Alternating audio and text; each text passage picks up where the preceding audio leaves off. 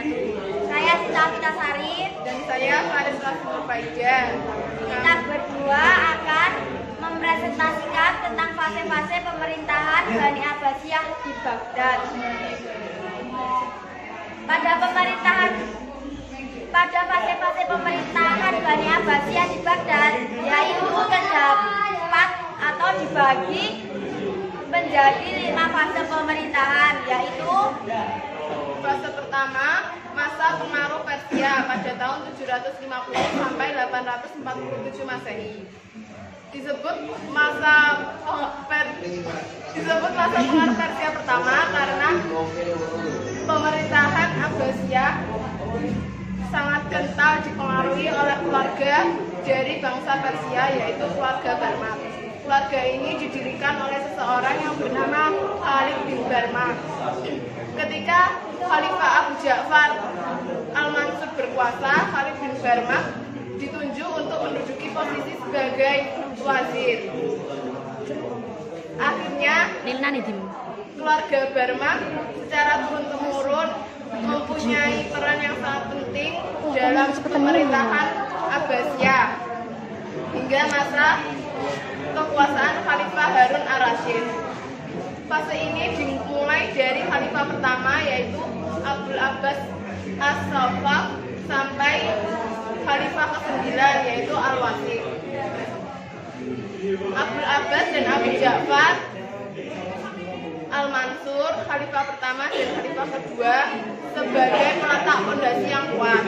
Abdul Abbas dengan sikap tegasnya mampu mengusir semua bekas keturunan Bani Umayyah dari wilayah yang baru direbut dari dinasti Umayyah. Sedangkan Khalifah Abu Ja'far dikenal sebagai penerus kebijakan Khalifah pertama dengan merintis berdirinya Baitul Hikmah atau perpustakaan. Abu Ja'far juga membuat kebijakan untuk memindahkan ibu kota Abbasiyah dari Damaskus ke wilayah yang jauh dari pengaruh Bani Umayyah I. Pada fase ini, Bani Abbasiyah banyak mengalami kemajuan dalam bidang ilmu pengetahuan, seperti pada masa pemerintahan Khalifah kelima, yaitu Harun Ar-Rasyid, yang membangun lembaga-lembaga pendidikan. Pada tahun 786 Masehi, Harun Ar-Rasyid menduduki tahta kekhalifahannya. Ia adalah khalifah termasyhur dalam sejarah Daulah Abbasiyah. Namanya menjadi terkenal, menjadi legenda dalam kisah 1001 Malam. Akan tetapi pada masa pemerintahan Khalifah Al-Mu'tasim, kebijakan yang dikeluarkan mulai dipengaruhi oleh orang-orang Turki yang duduk dalam pemerintahan. Karena hal itu, pusat pemerintahan dipindahkan dari Baghdad ke Samara oleh Khalifah Al-Wasiq.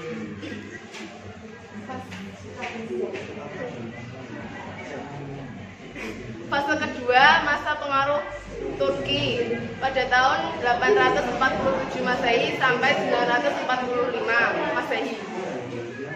Disebut masa pengaruh Turki pertama karena fase ini dimulai dari Khalifah ke-10, yaitu Al-Mutawakkil. Pada fase ini perkembangan peradaban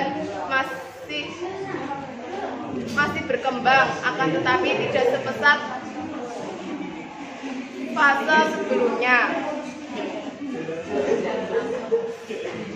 Pada akhir abad ke-9 terjadi disintegrasi atau pecahnya kekuasaan Islam menjadi wilayah-wilayah kecil yang melepas dari merdeka dan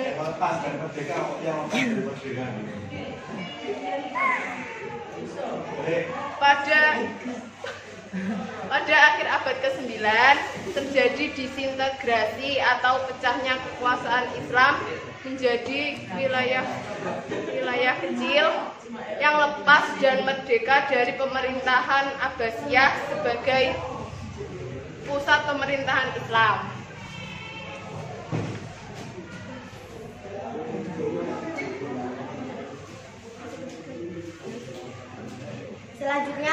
pada fase ketiga. Fase ketiga disebut juga dengan masa kekuasaan Bani Buwaihi. Pemerintahan pada fase ketiga lebih buruk dibandingkan pada fase pertama dan fase kedua. Hal tersebut terjadi karena posisi khalifah pada fase ini layaknya sebagai pegawai yang digaji. Fase pemerintahan ketiga Bani Abbasiyah ini dipimpin oleh Bani Buwaihi yang beraliran Syiah. Ia memindahkan pusat pemerintahan dari Baghdad ke Syiah, tempat Ali bin Buwaihi berkuasa.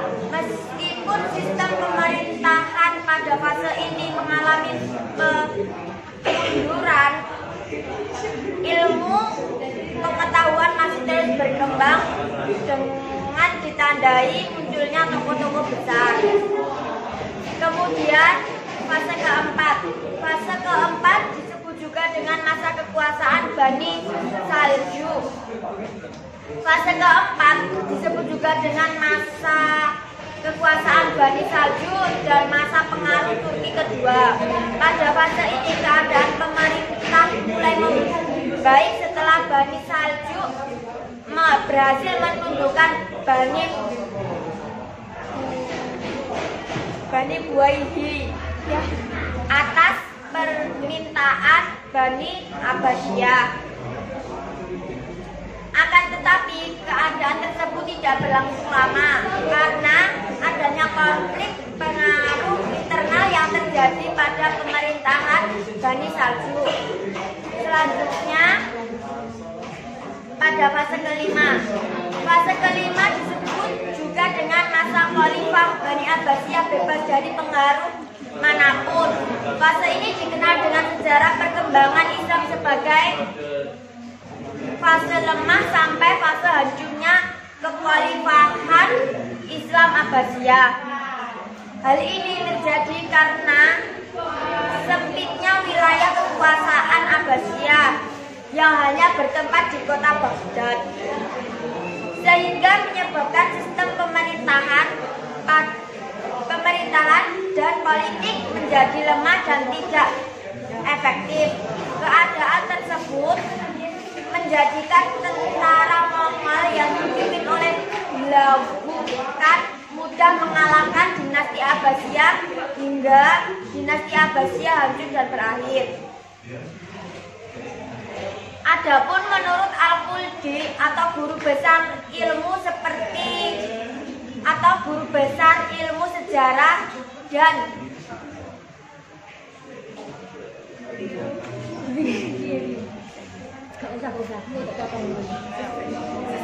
Adapun menurut Al-Khuldi atau guru besar dari Universitas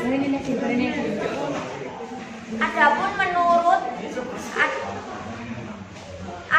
menurut Al-Khuldi atau guru besar ilmu sejarah dari Universitas Mesir, fase kekuasaan dinasti Abbasiyah terdiri dari 5 fase, yaitu 1. Fase kuat kuasa, yaitu fase semangat bekerja dan membangun yang bertahan selama 100 tahun pada tahun 137 sampai 232 Hijriah. Yang kedua yaitu fase pengaruh Turki yang ditandai dengan berkuasanya panglima-panglima Turki yang berlangsung selama 100 tahun, dan yaitu pada tahun 232 sampai 334 Hijriah. Yang ketiga, fase kekuasaan Bani Buwaihi yang berlangsung selama 100 tahun pada tahun 334 sampai 443 Hijriah. Yang selanjutnya, fase kekuasaan Bani Saljuk yang berlangsung selama 100 tahun pada tahun 447 sampai 530 Hijriah. Yang kelima, fase berakhirnya kekuasaan dinasti Bani Abbasiyah. Fase ini merupakan fase gerak balik kekuasaan politik Khalifah-Khalifah Abbasiyah yang berlangsung dari tahun 530 sampai 656 Hijriah atau sekitar 125 tahun. Pada fase ini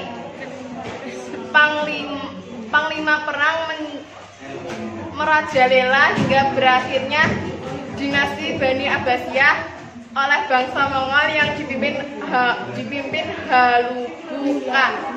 Hulagukan.